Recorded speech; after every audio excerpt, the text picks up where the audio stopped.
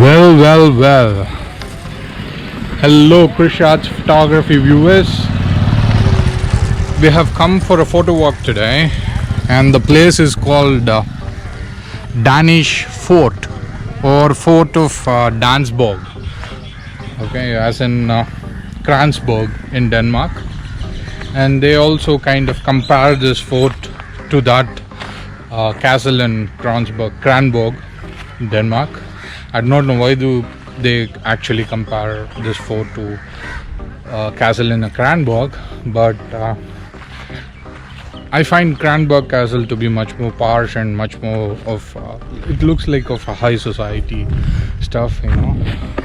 This one is more or less like a well-maintained fort, but could be it's more like the ones that you find in the beach. So we are here. I'm going to start my photo walk with this water tank. I find this more interesting. So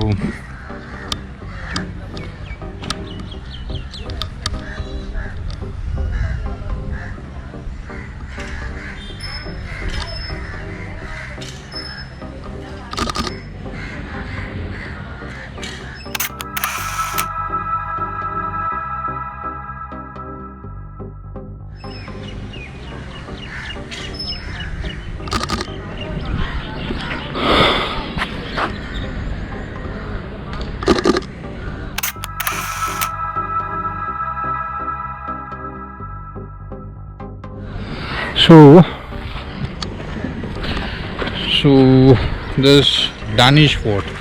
Why visiting Danish fort? I absolutely have no idea. I just felt like coming here, so I came. And it's not opened yet. The outside gate is open, but not the gates for the museum that is there inside. You know, it's not opened yet. So we're just looking at few things which are in the surroundings. Okay, there are a few things in the surroundings.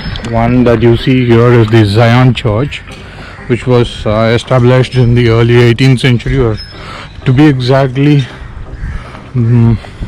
on 1718th year, you know. And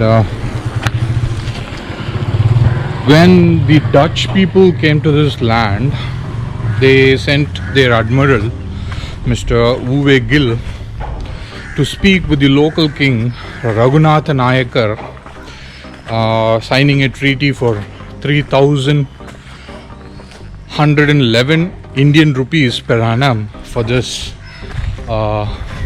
colony, or to establish their Dutch stuff here. So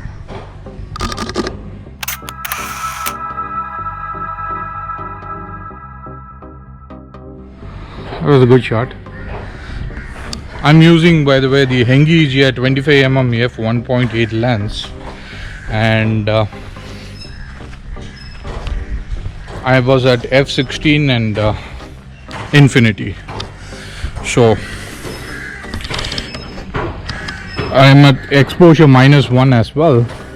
So this is the Zion Church. We are looking at the backside of this church, and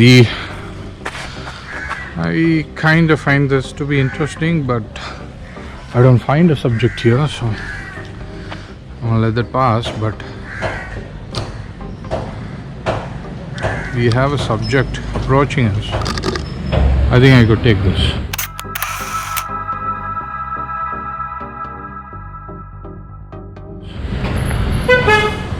So let me wait for the shot.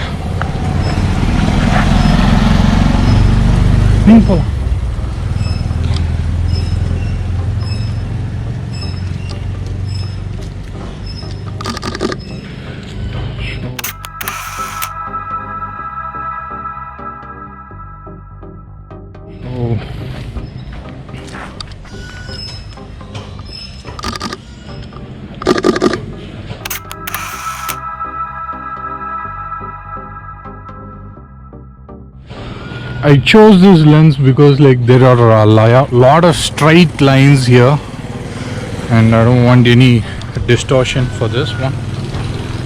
I do not know. I felt like I don't want to have any distortions for today's photo walk. That's why. And You could find the TLC here. So the Admiral Uwe Gill signed the treaty with Raghunatha Nayaka and to establish this fort and everything. And 8 kilometers of this area was given to the Dutch people, and 4 kilometers was for the Dutch colony, and rest of the areas and villages are under their rule, but they are allowed to collect some taxes. Okay, so that was the idea.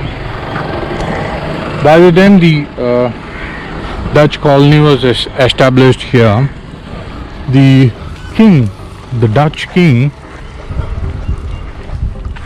Frederick IV, I don't know if he was a Dutch king or German king, but he sent two people, Bartholomeus and Heinrich. Forgive my pronunciation, these are German names I believe. So we have some cultural center here. We will visit this place once we cover the Danish fort completely. It is said that it will be open by 10 o'clock. I'm here at 10 o'clock, but it's going to take a little more time for them to open everything.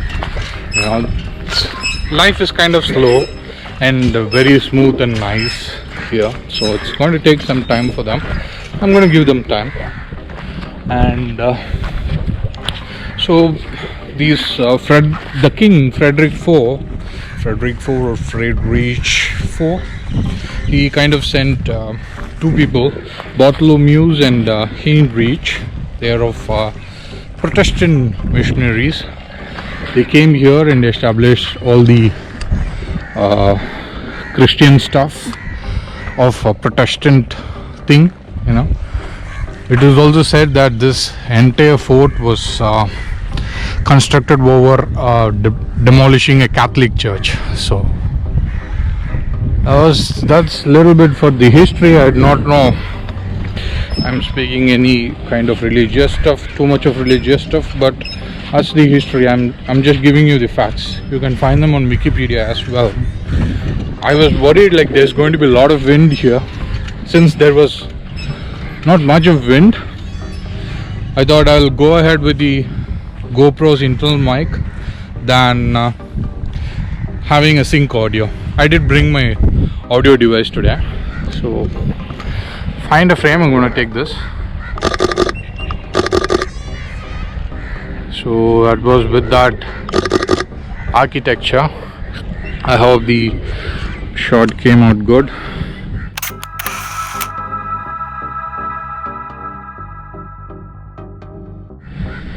As you all know, I'm wearing glasses. You might recognize from the Tepakulam Photowalk. So if I am wearing glasses, I might see the rear screen a little bit dark. So there are chances for me to expose the shot even better. So that's a Governor Bungalow. That's what we are looking at here.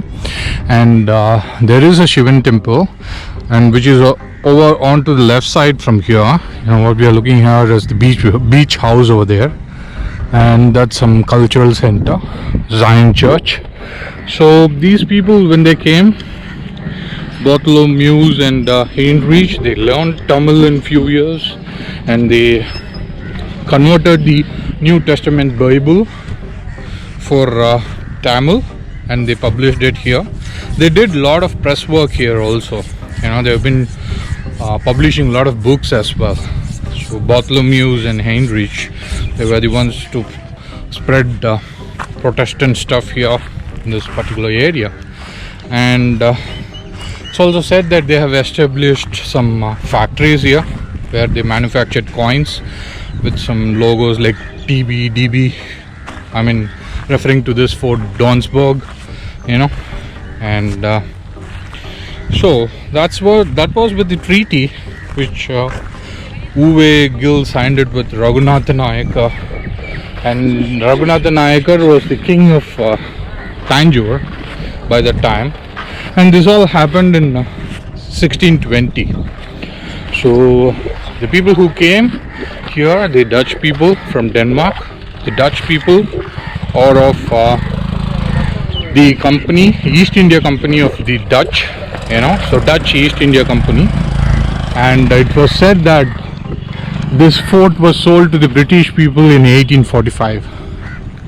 So this Coromandel coast has a huge history. It has been attracting people for trade, British, French, Portuguese, Dutch, and many. And it was from the history we could learn that the long occupied people were the Dutch and the British. Okay, there is more to it, and we'll walk outside and take few shots. I was trying for a long shot from there. A few of the trees were kind of blocking the view, so right now looking at the fort.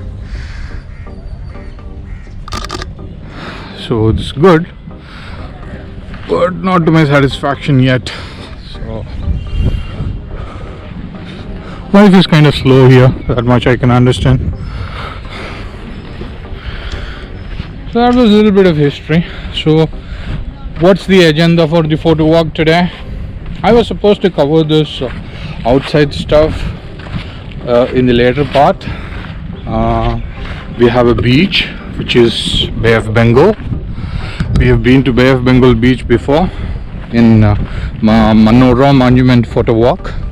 That place is like about 100 kilometers from here onto the south. This is like straight away from my place, Srirangam, Trichy, about 142 kilometers. I've never came here before, and this route is very new to me, so I did not record my log on the way and the route and the roads and stuff. Anyway, I'm going to speed it up later in the post. So thing is, like, I kind of imbibe and adapt to the environment quite fast, and or I kind of observe the thing that environment vibrates, like the vibes of that particular environment. My tongue is kind of slipping from trying to speak English to the native tongue quite often, so I'm going to speak a little slow in those videos. So one of the agenda is to cover that temple that you see there. It's Masila Maninadar temple. It's a Shivan temple.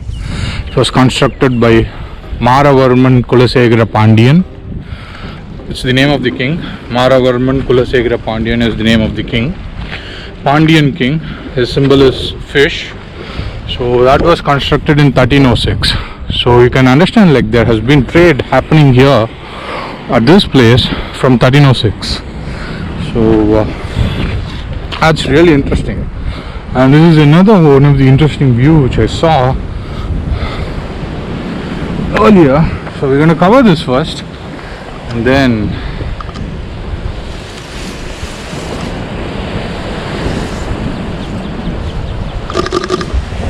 I find some good subjects walking by.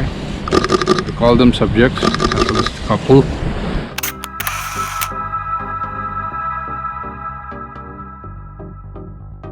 This one we put. Good long shot.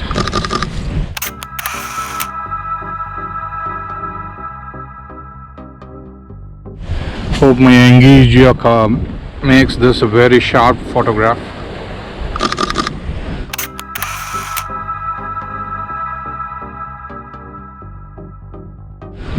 This is a 37 mm length because of the crop factor. We'll go to the beach later. I'm just going to take few shots from here, and then get into the fort. So part of the agenda was like to cover the fort.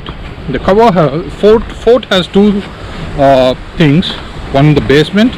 Other one, the place where the governor and all other high society people of the Dutch lived. Even the father of the church. So that is what you see there. The upper part is where the people, high class people, lived over there, and the basement had all the storeroom stuff and soldiers living there. And We have some high-raised platform here to walk into the sea. So we see that Masila Manina, the Shivan temple, and we get some landscape photograph. I do not know if it will have some background separation.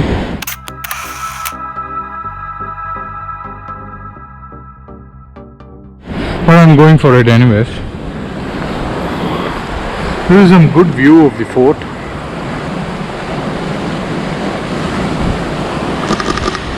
Frankly speaking, I wasn't expecting any clouds today, but there is some scattered, very mellow kind of clouds every here and there. I hope that contributes well for the black and white photograph. I'm trying to place the fort in the bottom and give as much space for the sky.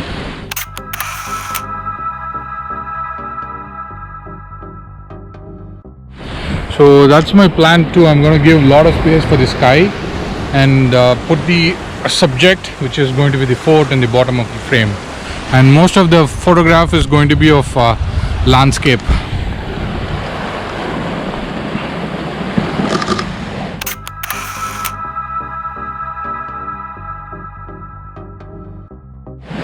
I'm trying to use the wave here. So we are at an angle. This is going to be a lengthy video, I believe. So we are at an angle. You see the curve here. I'm trying to use the curve, the way the stones have been arranged and the fort there. So what I'm trying to do is use the curve and place the fort somewhere in the 2/3 and shoot when the foam and waves, which kind of forms a perfect curve here, that's when I'm going to shoot. I do not know if it would be properly covering in my a widescreen crop, but I'm going to shoot it anyway. Yeah, that came out good.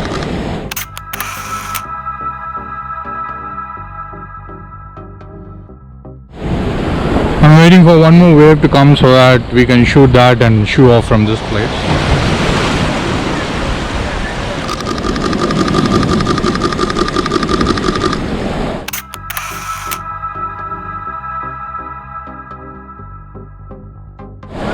So I was shooting in the burst mode so that I get quite a lot of shots.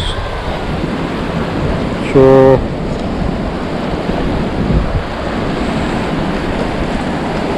from what I see in my back screen, I did not bring my Hoodman loop, the Chinese Hoodman loop, but from what I could grab from the rear screen, the photograph has come out good. So that's one view which I kind of absorbed from the Google images, or the 360 photographs that I could see on the Google images. Alright, so we'll get into the sea and grab a few more shots.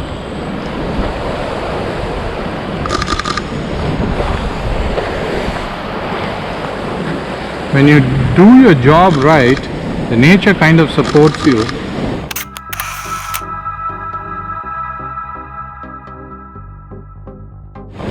By giving good photographs like this. That's some really good photograph. Father and son or daughter. So I'm walking into the sea right now. By the way, this Danish fort is located at Tharagambadi, Tranquebar. It's also called as Fort of Tranquebar.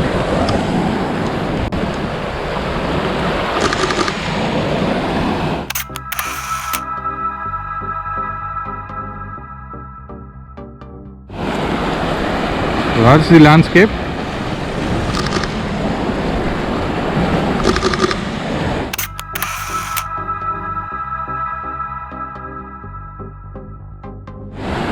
You can find hell a lot of ships, small boats and big ships as well. Big ships, how I say that, because they are parked quite far, because that's where the depth is, and you will find small boats and other big ships over there. You can find all catamarans over there in that spot. We'll get to that place later. It's going to be hot though. I may not find any shadows. I believe that will be making some good frames later. So let me see if I can find any other frames outside. It's getting a little bit windy here.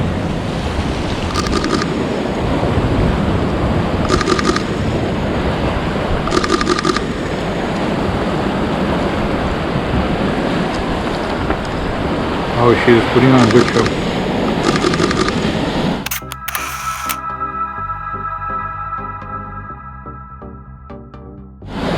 She's helping me get some good photographs. I'm placing her on the left side of the frame and grabbing some photographs. Okay, that was a good shot.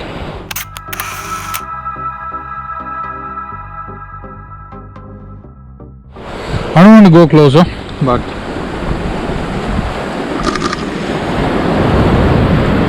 so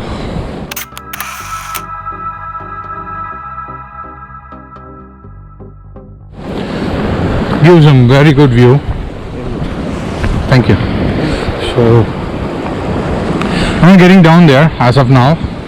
We'll focus on the fort because I've crossed like 19 minutes of your time and my time just covering the outside of this fort of Tharagambadi or Donsburg fort or Danish fort, whatever you want to call it.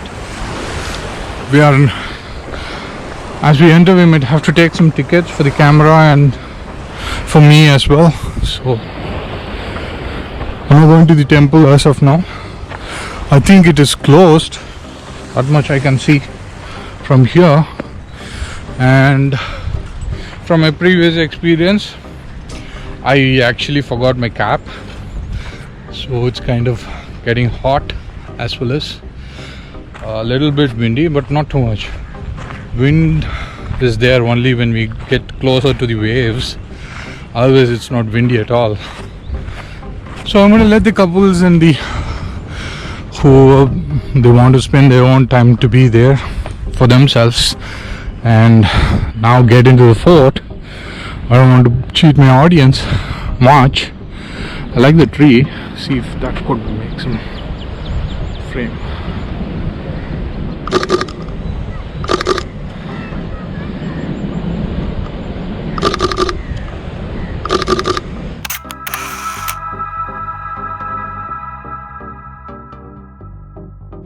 I do not know if my photographs are coming tactile shot because like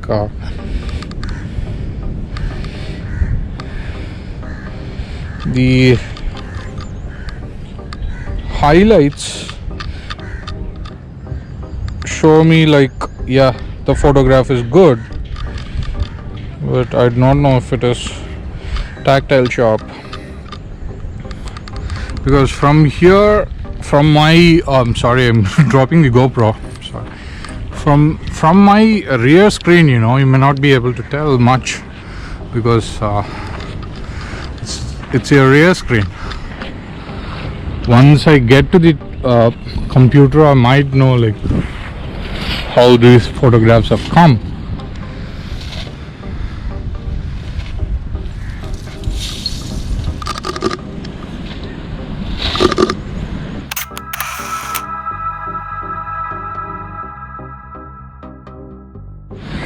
Okay, so whatever they are doing over there, you know, you find two people. They are actually collecting the shells from the sea. That's a heap of shells. We'll get there later. I mean, I'll promise coming back to this. I mean, to the right side of this fort later. Even though it's going to be hot, like at the time of noon, we'll come there and pay a visit.